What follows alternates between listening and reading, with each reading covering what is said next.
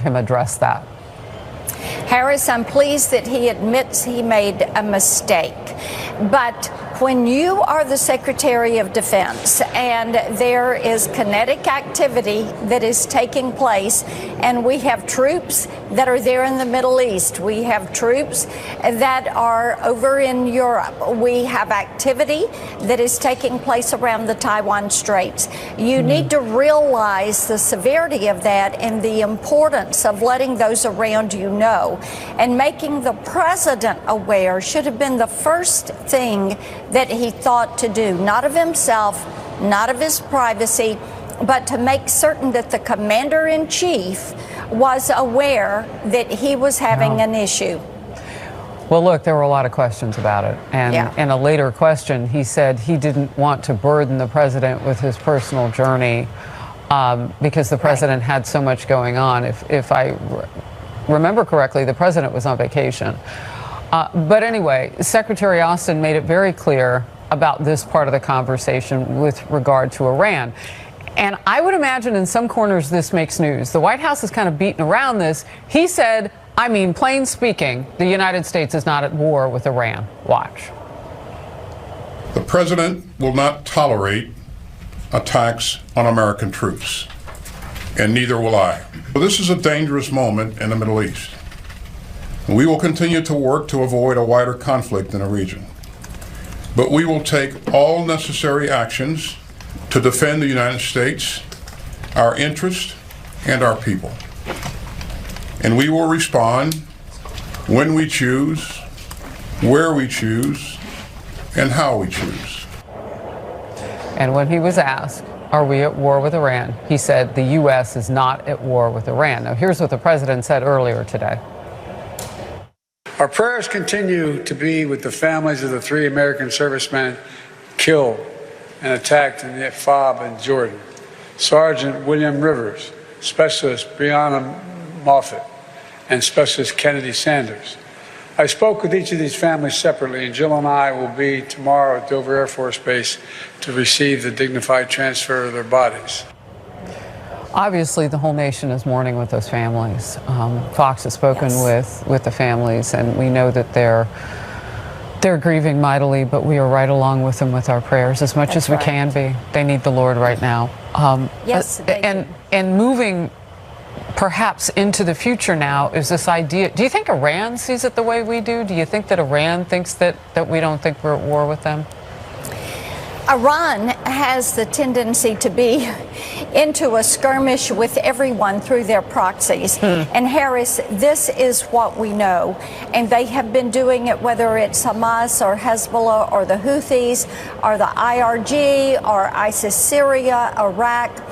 Iran is very content to being a part of the axis of evil right there with Russia, China, and North Korea. And this is one of the reasons we need to put those oil sanctions back on Iran. President Trump had this right in dealing with Iran. Now that they have gotten money under President Biden, what are they doing with it?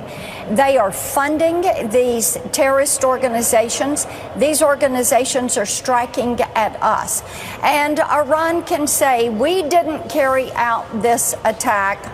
It wasn't us, but the attack would not have been carried out without the money, the missiles, the rockets, the armor, the training that is coming from Iran to these terrorist organizations. Our audience could see it. How the entire time you were talking, that's how long it took to show the 166 times we've been hit since October 17th. Part of that time, the Secretary of Defense was off grid and was communicating somehow or another that he was in the Washington area, which left the Situation Room reportedly with the belief that, well, maybe he's working from home. Maybe he's still accessible. That was not true. And looking at where we are now, he was asked specifically about one of the retaliatory strikes, which was very minor coming from us. How confident are you in what you've heard today with Secretary Austin? What should next steps look like? I am very concerned about what I heard from Secretary Austin. What we do know is that these organizations understand strength and power. And if you are going to deal with them, you have got to take an aggressive step and send that message. President Trump moved forward. He took out Soleimani. That sent a message, and this is the type of step we need to take. We know where these terrorist organizations are. We know who their commanders are. We need to be forceful and send this message. You cannot kill our men and women in uniform. You cannot attack them, and if you do, we are going to hunt you down and take you out. Secretary Austin seemed to have harsher words for the Houthis than he does Iran. At one point, he said, they have a lot of capability, I have a lot more. You listed all of those Iran-backed groups and terrorists. I mean, they have tentacles that can go in many directions. I know on the Hill, along with the southern border crisis under the current president, I know on the Hill, this has got to be top one or two, just most dangerous threats to the United States. What is the talk? What has to happen next? Harris, people are very concerned about the Middle East, and Secretary Austin said the Middle East is a very dangerous place right now. Secretary Blinken has heightened what is happening in the Middle East and the concerns that are there. And of course, they do not want a broader war, but here is the nugget they need to remember. Appeasement will lead you to a broader war. Showing strength will stop it. This is why they need to take an action, and this is why they need to make certain that Iran understands in no uncertain terms that they cannot continue to do this. I'm going to ask my team one more time. Do we have it directly from Austin saying that we are not at war? Okay, they're working on that. I want you to hear it come out of his mouth again, because I think it is one of those things that was said today that communicates so much to our enemy. They can hit us 166 times through the killers that they hire and still have the man at the top of our military say we are not at war with the country that we know is doing this to us. That's right. And Harris, do you think a President Donald Trump and a Secretary of State Mike Pompeo would have let this situation get this far out of hand, would have seen 166 attacks, would have seen these deaths, would have seen these traumatic brain injuries, would have seen this disruption to a base? No, they would not. And I understand that they need to investigate this and find out why that drone was not taken out. They need to know where that drone was being commanded and who was in charge of it and what that decision was. I appreciate all of that, but I also appreciate the fact that Iran and these terrorist organizations understand one thing, and that one thing they understand is strength. And you cannot continue to embolden Iran. You cannot continue to let them sell their oil and make billions of dollars and then put that money into building nuclear warheads through uranium enrichment and through funding terrorism. Iran is the world's largest state sponsor of terrorism. So when you really break this apart, why would you say that they are not responsible? Why would you not hold them to account for what they are doing with their proxies? I don't know why. I know that we're in an election year, re-election for this president, and they don't want a wider war because they keep telling us and telling us and telling us. But you can't be soft on crime by Iran. That's right. Yeah. It's not even working out for us within our own borders. You can't be soft on crime. That's right. All right, let's get to this. You and other senators had quite a day with some of the CEOs of giant social media companies yesterday, and things got pretty heated and included a stunning apology to the parents in the room from Meta CEO Mark Zuckerberg and some other intense exchanges. Let's watch together. There's families of victims here today. Have you apologized to the victims? Would you like to do so now? I'm sorry for everything that you've all been through. your families have suffered. And this is why we invested so much and are going to continue doing industry-leading efforts to make sure that no one has to go through the types of things that your families have had to suffer. Instagram is harmful to young people, isn't it? Senator, I disagree with that. That's not what the research shows. These results may contain images of child sexual abuse. And then you gave users two choices: get resources or see results anyway. Mr. Zuckerberg, what the hell were you thinking? In what sane universe is there a link for see results anyway? Well, because we might be wrong. Why it is that Instagram is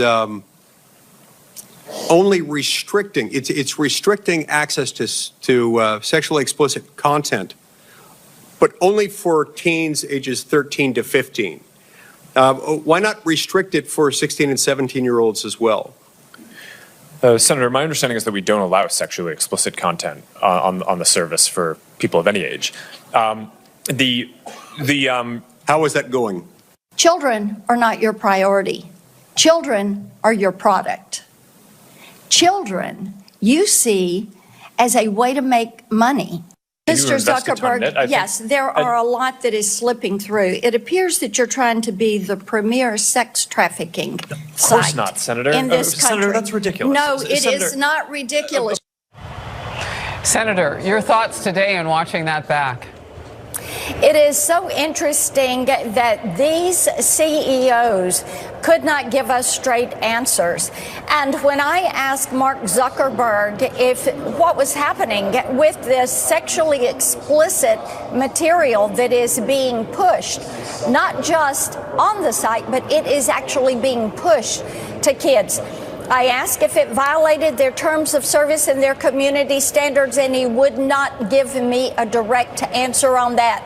He should have said, yes, it violates. Yes, we're taking it down. Yes, we want to do better, but that is not what he said. He said, well, we're taking it down. And as you heard, no, you're not. If you're taking it down, you're doing. There is some research, Harris, that shows that every day 100,000 kids are force-fed sexually explicit material on these sites. It is being pushed to them. They're not looking for it. It shows up in their feed. And of course, we have 42 states' attorneys general that are now suing Meta because of the addictive features that they are pushing forward on children. That moment when he stood up, turned around, and apologized to those parents, what was that like to be in the room? You know, I wish that each one of those would have taken their turn at apologizing to those parents. You look at the amount of pornographic material on X. You look at what Snap has done, connecting kids to pedophiles and drug dealers. TikTok, with the kids that have done these TikTok challenges and lost their lives. Discord, which is used for chats in gaming, and kids are meeting really bad actors. Every one of them owed those parents that were in that room an apology, and those kids, friends of kids that had lost their life, that showed up wearing those T-shirts. I'm worth more than $270, which is what Zuckerberg said a teen was worth to them on social media.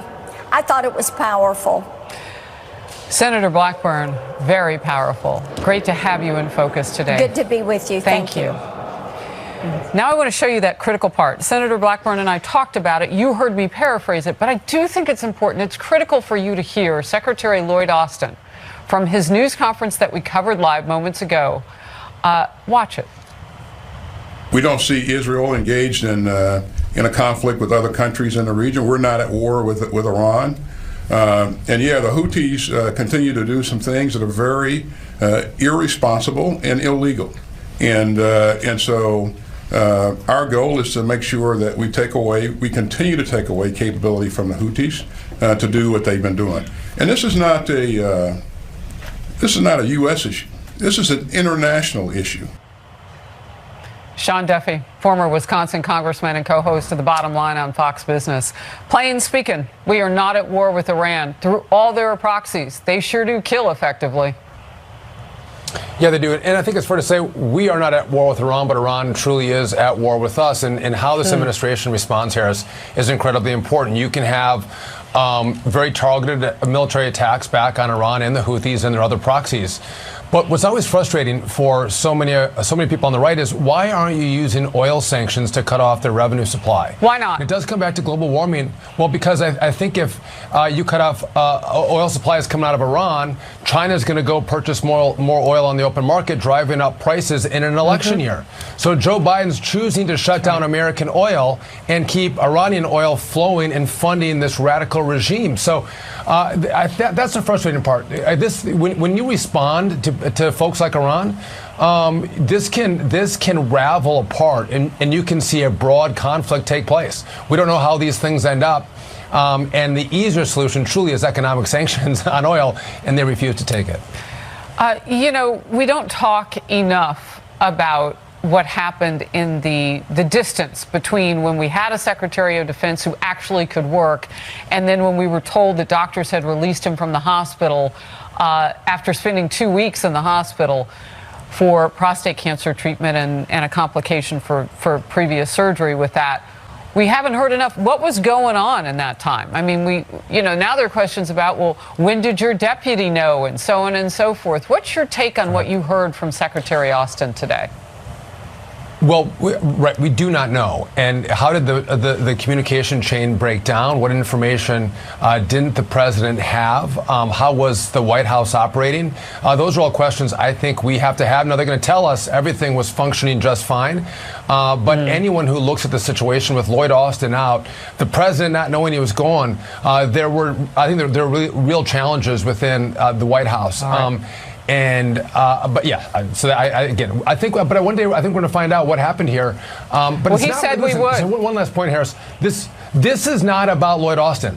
This is about Joe Biden and the decisions he made. If he had made decisions earlier to strike back a little harder when they were attacking our ships and U.S. flagged vessels, you would not have the Houthis escalate. We might have those 3 soldiers still alive, those 2 Marines still alive. But when you wait and you allow them to continue to escalate, more people die and the responses become more grave.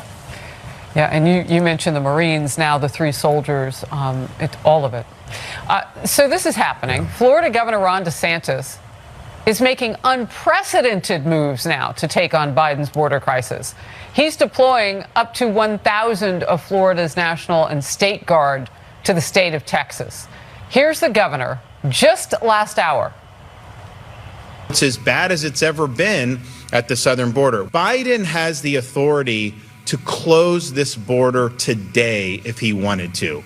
He lacks the will to get the job done. Today, we are going to fortify our presence along the southern border. We're providing up to 1 battalion of Florida National Guard, as well as our first ever deployment of the Florida State Guard, so that we can stop this invasion once and for all. Unprecedented. A mix of both guards now going. Other states also. 25, half the nation supports Texas. Yeah, and this is not just a Texas problem, not just an Arizona problem. This is an American problem, and every state is bearing the burden of illegal immigration. We had Chad Wolf on The Bottom Line a couple days ago, who said Joe Biden, when he took office, signed 94 executive orders on immigration to open this border up. And so Ron DeSantis is right. Joe Biden can roll those executive orders back and try to resecure the border instead of trying to cut razor wire put up by Texas to let more illegals in. So again, this is a standoff between states' rights and the federal government, and who has the right to protect themselves. If Joe Biden chooses not to do it and open up the border and make states and cities pay the price for that, they have every right to use their tools and their sovereignty to work together to secure the border on behalf of their people, and God bless them for doing it, Harris. We should have this standoff. Joe Biden should execute the laws of the United States and secure our borders. When he refuses, governors should do it, and they are. Yeah, Yeah, so why only 25? We need the rest of the country to do it too. I mean, this is an American issue. Sean, I have to let you go. Lots of breaking news, but I'm so glad you were with me on it. Thank you. Thanks, Wes. The NYPD and even regular Americans, as they say, are furious after a group of illegal immigrants were released after viciously attacking 2 officers. Caught on tape, they are suspects in this. Adding to the anger, one of the suspects flipped double middle fingers as he strolled out of custody, free of bail. 0 bail. Leaders around the nation say it's time for real action. We have dangerous criminals coming across our border, and they're impacting our city. A new poll finds Joe Biden is up 6 points in a hypothetical head-to-head rematch against Donald Trump. That's since December. Biden also has won over the majority of female voters at this point, independents and voters with college degrees. Trump, on the other hand, is leading among male voters. But the race looks much different when you add in third-party candidates. Biden holds a much tighter lead within the margin of error. And that same poll also puts Nikki Haley up with a strong lead over Biden in a 1-to-1 matchup. When you throw those third-party candidates into the mix, Haley ends up trailing Biden by 7%. Power panel, David Avella, GOPAC chairman, Fred Hicks, president of Hicks Evaluation Group. Welcome to you both. You know what? Can we just start for a second with Nikki Haley? David, why when the third party comes in, does it hurt her? Traditionally, we've looked at a third party hurting the Democrats. Why does it hurt Nikki Haley? Well, you have Democrats going back and ultimately voting for Joe Biden when instead of voting for Nikki Haley. But let's keep this in mind. While polls may show that Nikki Haley is beating Joe Biden, polls also show that there's not one state where Nikki Haley is beating Donald Trump. And unless she can get the nomination, she doesn't get to take on Joe Biden. And right now, this race in November is going to be Donald Trump versus Joe Biden. How much is it, Fred, making a difference to have the Vice President Kamala Harris? She's not working on some of the things that the president had given her, like the border and all of that effectively, but her messaging on abortion, which is #1 in the polling in most accounts for Democrats, particularly Democrat women, her message has been solely on that issue. You watch her on talk shows, they ask her about the moon. I'm just being facetious there, but a different topic. She comes right back to women's rights and the abortion. What do Democrats know about that, and why does that work for her? Well, Democrats know what the data shows, and that is that the vast majority of Americans want reproductive rights to be protected. Look, since the Dobbs decision just a couple of years or so ago, we've seen abortion or reproductive rights on the ballot in several states, and each and every time the right to reproductive rights, so to speak, has been on the ballot, it has passed. Whether you're talking about Ohio, whether you're talking about Kentucky, you're talking about Kansas, you're talking about any place in the country where it has been on the ballot since the Dobbs decision, it has turned out voters, and they have said that we want reproductive rights to be protected. And so I think it's very smart for the vice president, and for this team, to talk about that. The hashtag Restore Roe is very effective. So real quickly, David, this is not new. We knew this in June before June. Like it's been more than a year now, a couple of Junes that they were going to do it, and then they did it, and now we're inching up on a new June, a new spring, if you will, and you're still kind of fighting that battle. What do you think Republicans need to do on this issue? Ultimately, it's who gets driven to the polls, right, by the issues. And right now, you see Republicans are overwhelmingly driven to the polls by the border issue. You have independent ethnic cleansing and displacement of Palestinians. Do Palestinians have the right to dignity? As you said in Angola when I was with you on the trip, you said the future belongs to those who protect dignity, not trample it. Yeah. I said that in the speech at the Reagan Forum. I've said that to my counterpart, Minister Gallant, every time that I talk to him, and I talk to him every week. And I emphasize the importance of protecting civilian lives. I also emphasize the importance of providing humanitarian assistance to the Palestinians. It's critical. It's really important. There's no question that this is there's been a tough conflict. But as I said earlier, we are starting to see the Israelis kind of shift their stance and change their approach to a more focused and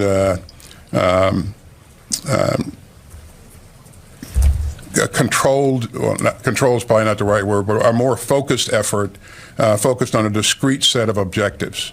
And so I think, we talked to them about that weeks ago, and they said they were going to do that, and they are doing that.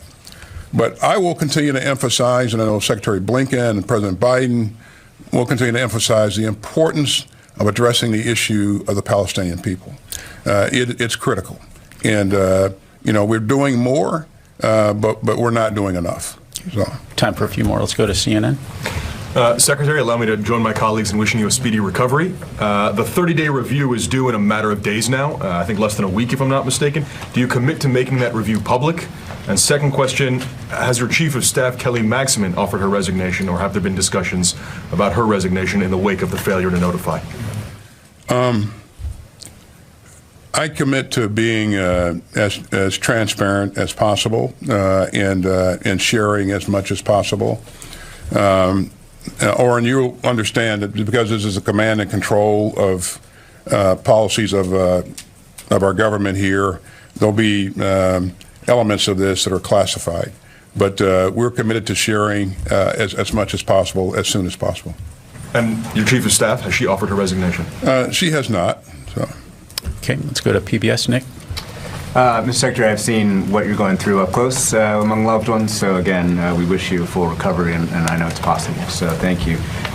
You described this as a gut punch, your instinct to privacy. But if I could just ask you bluntly, you had nearly a month between the time you learned of your cancer and the time that this came out to inform the president. How could you possibly think that it was okay not to tell him? If I could be blunt, and just a small question on Iran and the Middle East.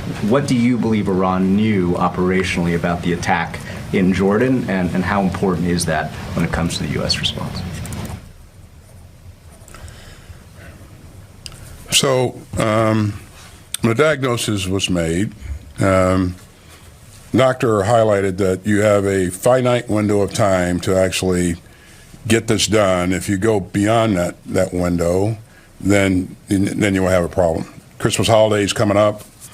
For me to have as little impact on what we're doing in the department, Christmas was a time for me to take a look at getting that done.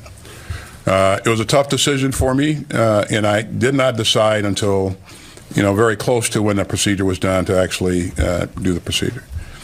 In terms of informing the president, again, I admit that was a mistake to not talk to him about that early on.